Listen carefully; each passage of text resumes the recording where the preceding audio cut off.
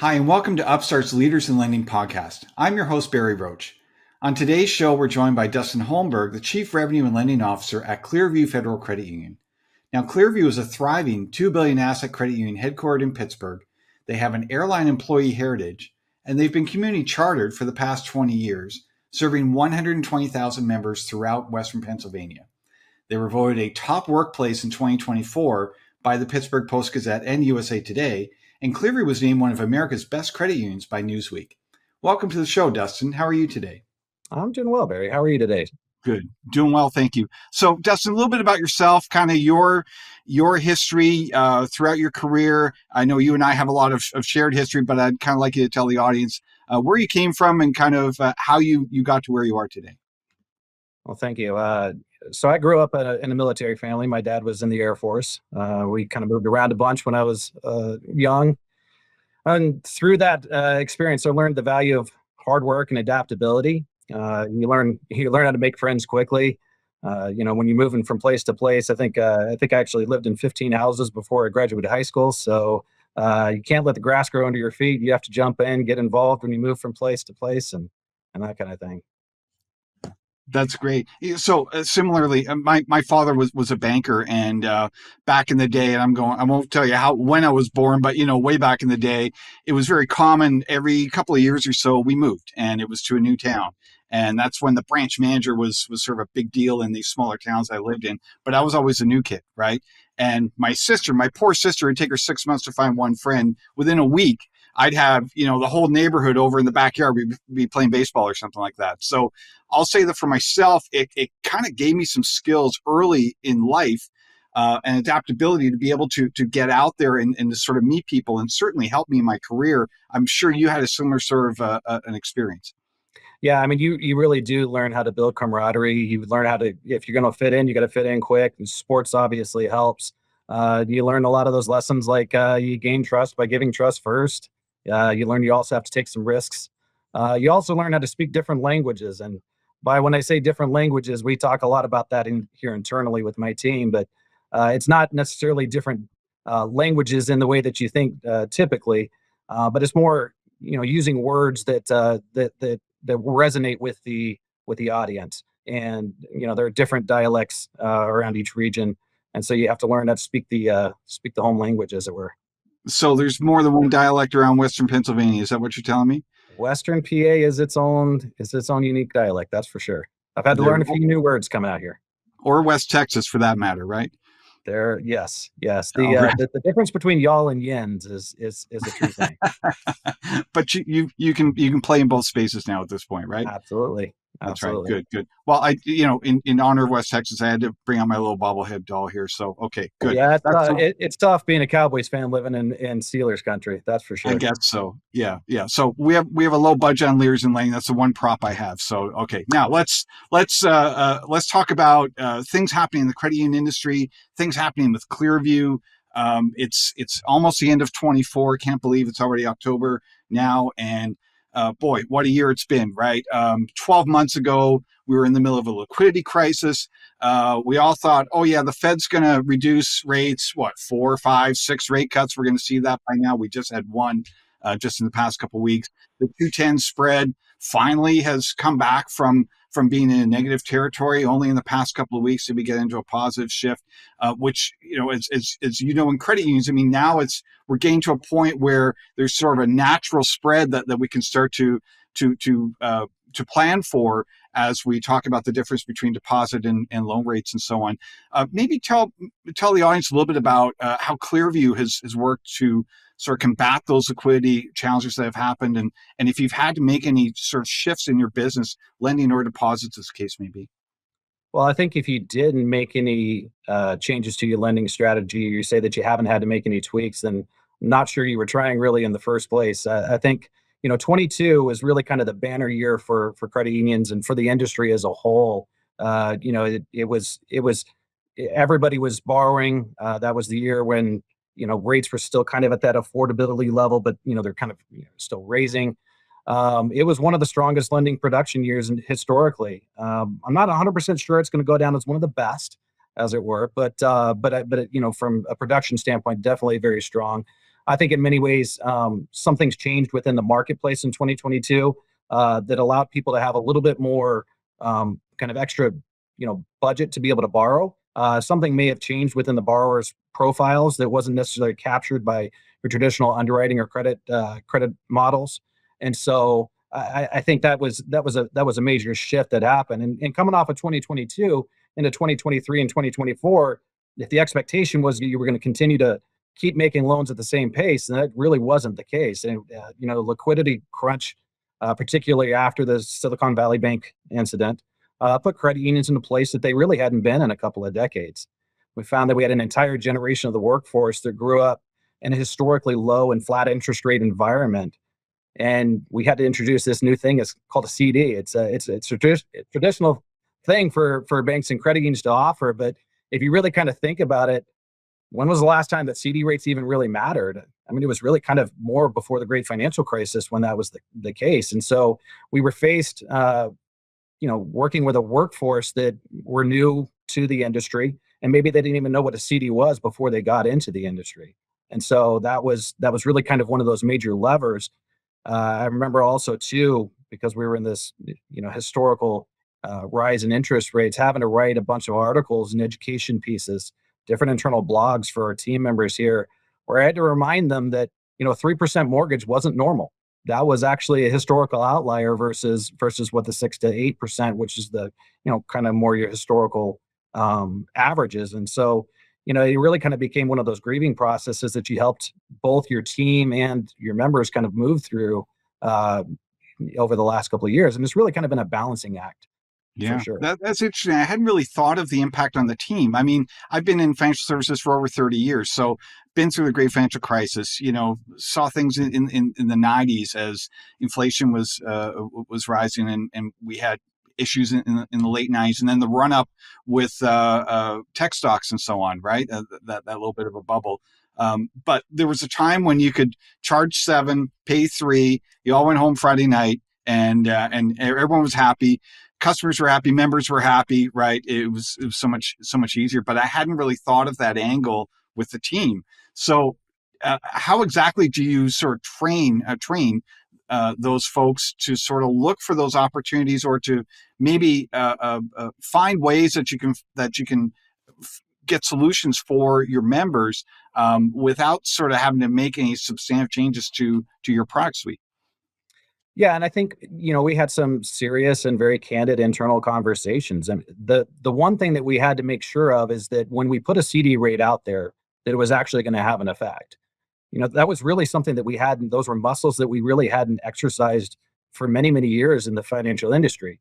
And so we didn't know that if we put a CD rate out there, that members would actually respond.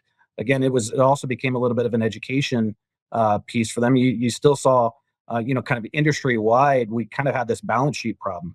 So many of our assets were in these non-maturing shares and these short-term and kind of accounts, and members really they didn't instantly move it the second that you put CDs out there. It was really kind of crazy to watch kind of a gradual movement over time. And it was just it was something that was a challenge, and something that we didn't know we were going to be successful at. But what we did find is that the investments that we made into our brand and our brand awareness helped us get to the right audience. We worked with our teams and were able to navigate the choppy waters. That's great. Yeah, that sleepy money sort of woke up, right?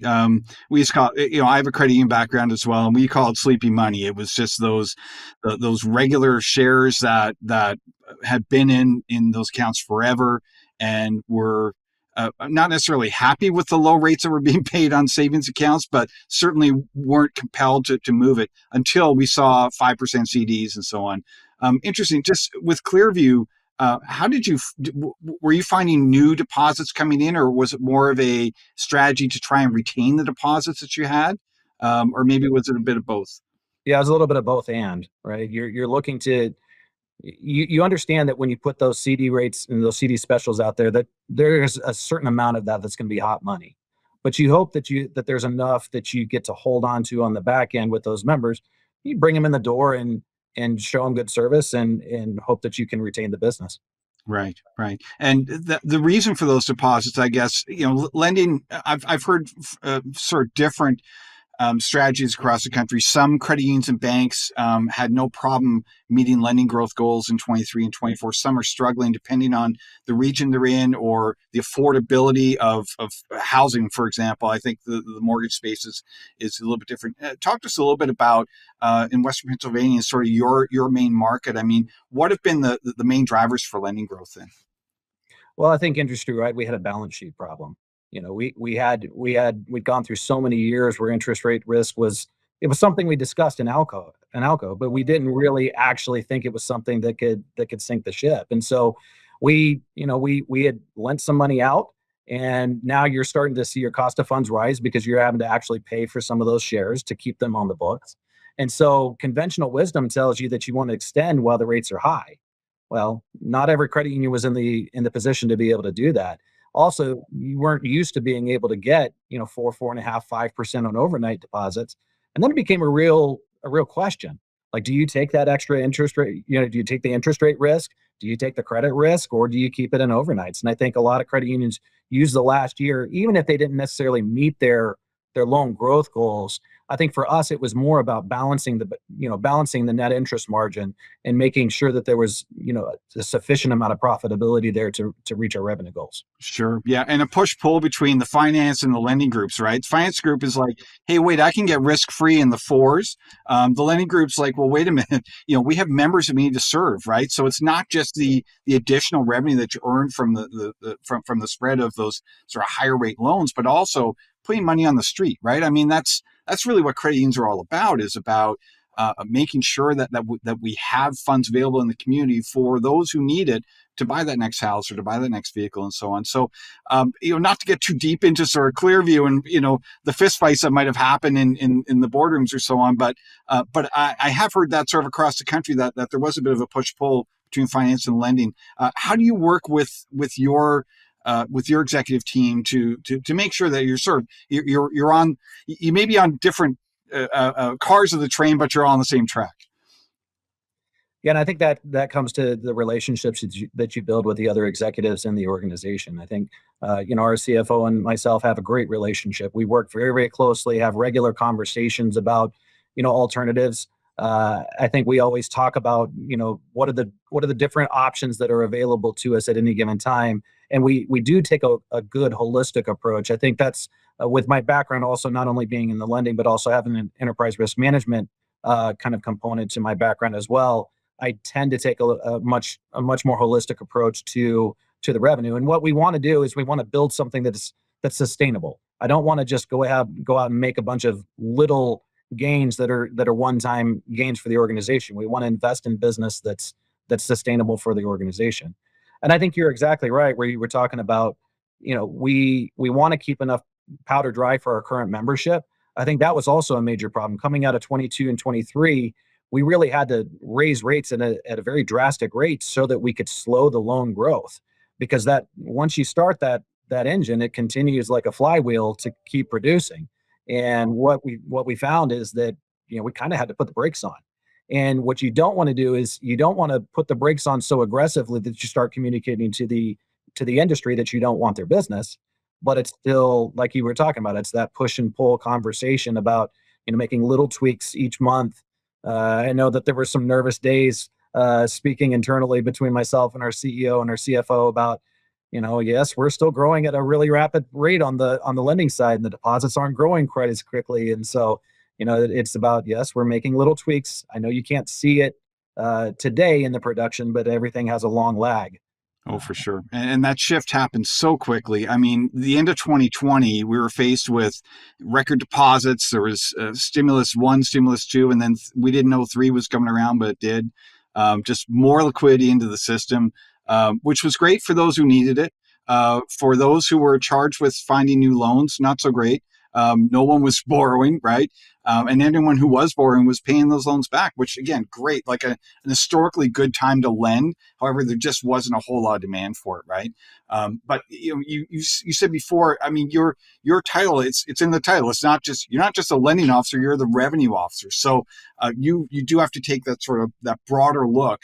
I would think for Clearview, because you've got some pretty significant goals around the digital experience and enhancing that member experience and the ability for your members to be able to do more and more business faster online without the aid of a human or of an employee. So the revenue side of that becomes of the utmost importance, I would think, to be able to fuel and fund those technology investments you're making. So maybe talk with us a little bit about that if you could.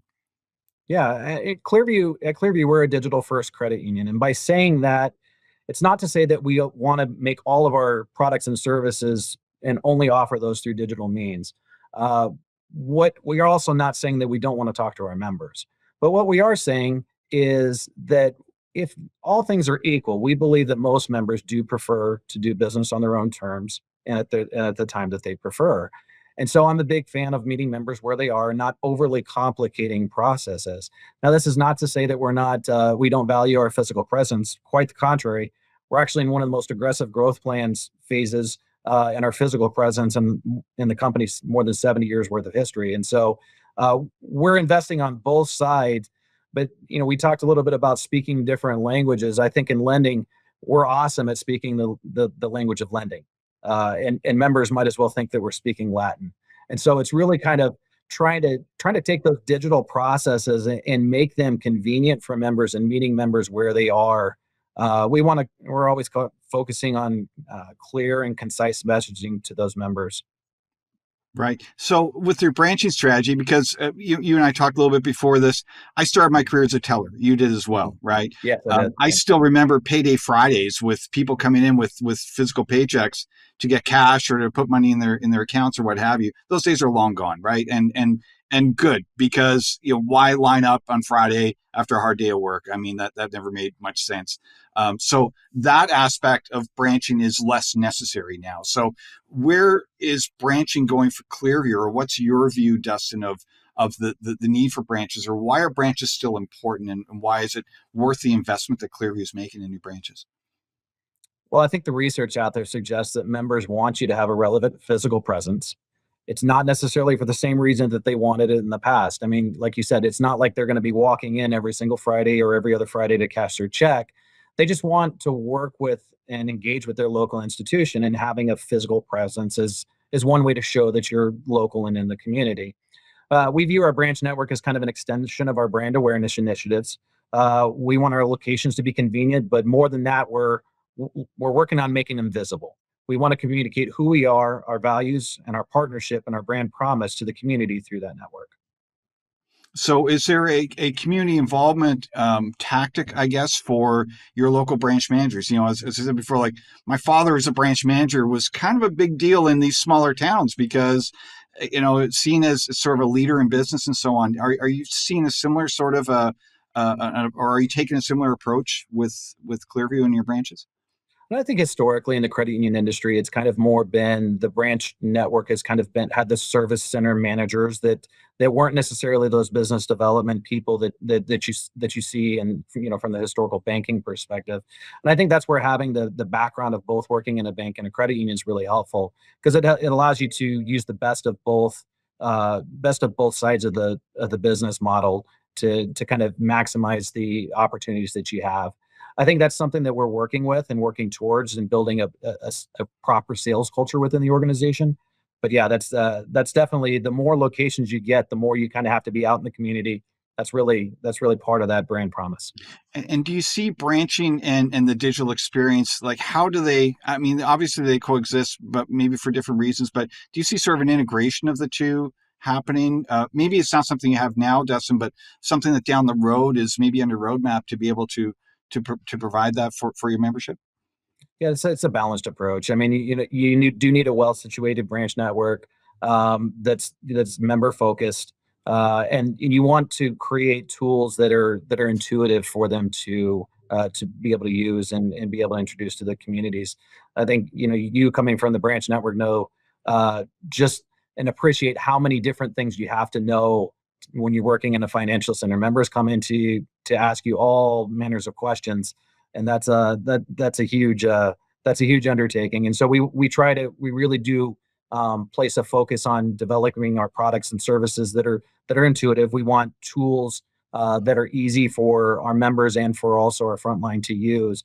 But you talked a little bit about that integration between the lending side and also the branch network. I think, the branch network is a great, members will come in with some questions. And I think, there's certain applications where a branch network is gonna have kind of a limited amount of information that they're gonna know, and then you just have to have that the seamless pass off to the more qualified lending people on the back end.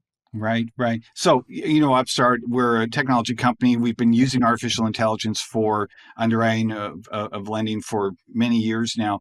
And AI it's a new topic, but kind of misunderstood, right? I mean, there's some doomsday things around AI. People are nervous about it. Does it mean that all jobs are going to be done by robots and so on and so forth? But I kind of take the view, and you gave an example with branch people have to know so much about everything, about all products, and then how you service those products, and then what if there's a problem or a complaint, or or there's a compliance issue or something. I mean, there's just so much more to know than what you and I needed to know years ago as tellers. I was basically, stamp that check and give cash. It's gotten so much more complex. Here's where I think AI can really help those branch folks, because if there's an efficient way that they can take those questions that are coming in from the membership, and with a prompt, be able to come back with an answer that aligns with your procedures, your policies, and so on and so forth. I mean, that's kind of where the magic is, right? So, do you see with Clearview, like AI being a solution to sort of help that down the road with you? Yeah, I think that's the one power of AI, is it's able to crunch a bunch of information and come back with relevant answers.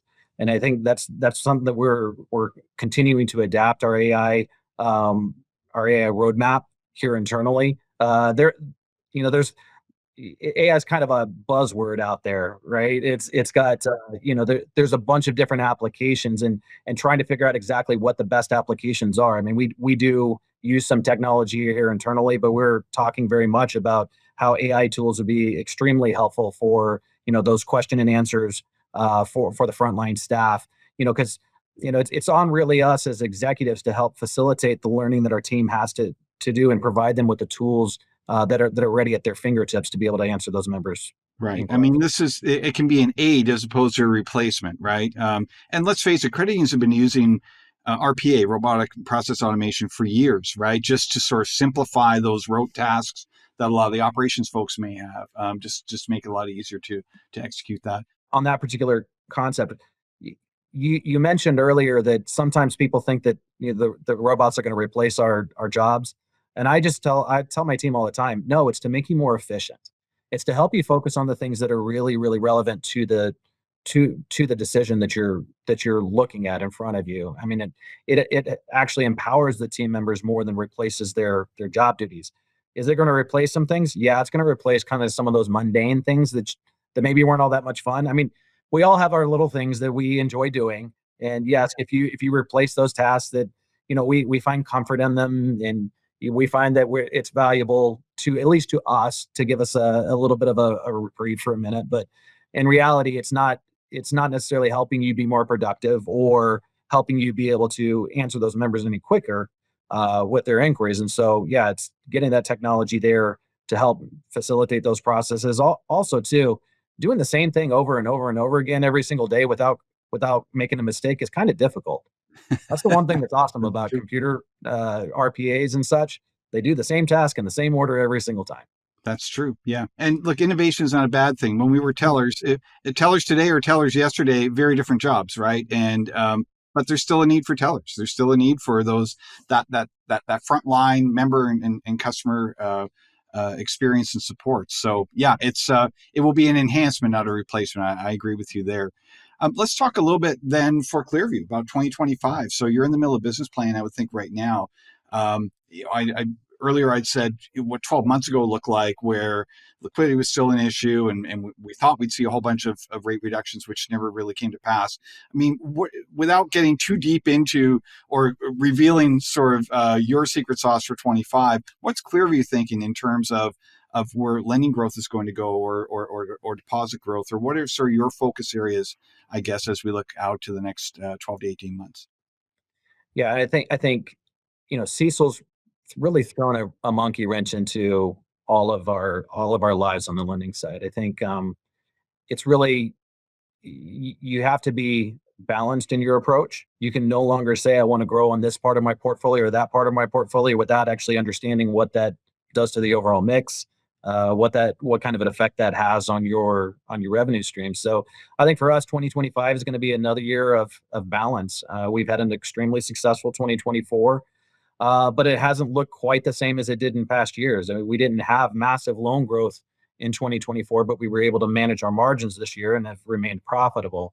And so we want to make sure that we're putting loans on that keep pace with the market. We understand that we're going to come back into this rapidly reducing interest rate environment, and there's always that question about, well, what's your runoff going to be on the back end? Really, none of us know. You're really making projections. What I would assume is that the run down is not necessarily going to be as quick as the run up, but sometimes it might be quicker. You never quite know. I do know that the second that the prime rate changes, we have a large percentage of our portfolio that instantly reprices, and so it's really just maximizing the internal rate of return by making sure that we're paying appropriate deposit rates. Sometimes you can't just go down the same rate on the deposit side as you do on the lending side. So you're going to see some crunching of the margins, I think, in 2025. But it's a balancing act, putting loans on that optimize that risk and return calculus. Make sure that you're getting you're getting loans on that are good loans at a good rate and that are going to stay on the books and not necessarily just reprice every 30 to 60 days. Totally. Yeah. So I live in California where it's really, really hard now as a first time home buyer to break in, right? And it's especially hard now when you've got 30-year mortgages over 6% and so on. Western Pennsylvania, what's the prospect there for a first time home buyer, and how does Clearview sort of match or meet that need that's out there for those first time home buyers? Well, I think historically Western PA has been a little bit maybe behind, not quite as volatile as some of the other areas. Certainly California, definitely much more volatile. But I think over the last few years, you've kind of seen home values rise pretty substantially here, and so you still do have an affordability issue, I think, regardless of where you're at in the country. And I think it's about trying to work with your partners to develop those first time home buyer kind of programs. Some of it's education of the members. I think you talk to a lot of realtors and a lot of mortgage executives, and they talk about, you marry the property, but you date the rate. I think, we got to be a little bit careful coaching people to always refinance as a way of freeing up additional cash flow. But, I think if you're offering good products with a good value for your membership and you're pricing them appropriately, you'll be able to keep those on the books. But, affordability is going to be a big issue kind of across the country. I think when you're seeing new home builds go, for a lot more than what I paid for my first house. I know, 3 to 4 times what I paid for my first house. Sure. I look at, my kids nowadays and think that, yeah, this is going to be a very different world for them than it was for me. Right, right. It's a new normal around rates, though, because you said earlier in our conversation how a 3 or 4% 30 became the norm. I want to say the first mortgage I got was probably like 8.5, I think, as a Mhm. rate. I was Oh pretty yeah. happy with that, right? Yeah. But that was at the time, because 6 months before it was probably at 9. So it all becomes relative, right? It does. All right. Yeah. All right, Dustin. So now, bold prediction. So I need a bold prediction for the business and a bold prediction for Dustin. So, what does the next 12 months look like for business? It could be Clearview, it could be the larger economy. And then what's a bold prediction for Dustin if we get on October of 2025? What does that look like? Oh boy. So let's hope that in 2025 that I was as good at predicting the rate, forecasting rates in 2025 as I was in 2024. I actually got lucky. I think we only planned for 2 rate cuts this year, and it's actually looking like it's going to be closer from an interest expense Well, see, you just said standpoint. lucky. You gave it away, right? This was supposed to be like, this is Yeah, that's the all it is. Projections is just a guess. I mean, if you say that you're any better than that, I think that's a little bit of hubris talking there. Sure, there's a place in Vegas for you, right? All There right. is, So, yes. yeah. Yes. So Until you got money on it, for real, right? right on. Yeah. So now bold prediction for Dustin. Bold prediction for Dustin. It's to optimize the holy trinity of compromise, and we talk a little bit about this. Is the three things that most institutions are looking for is profitability, member engagement, and growth. It's optimizing those and finding a risk smart environment for your team to be able to really work with their members, but also not necessarily give away the farm for the year. And that's, if we finish 2025 as profitably as we finished 2024, I will be extremely excited. Well, excellent. Well, thank you so much, Dustin. And let's hope for that profitability continues in 2024 and 2025 and beyond. Thank you again for your time today, and look forward to talking to you again soon.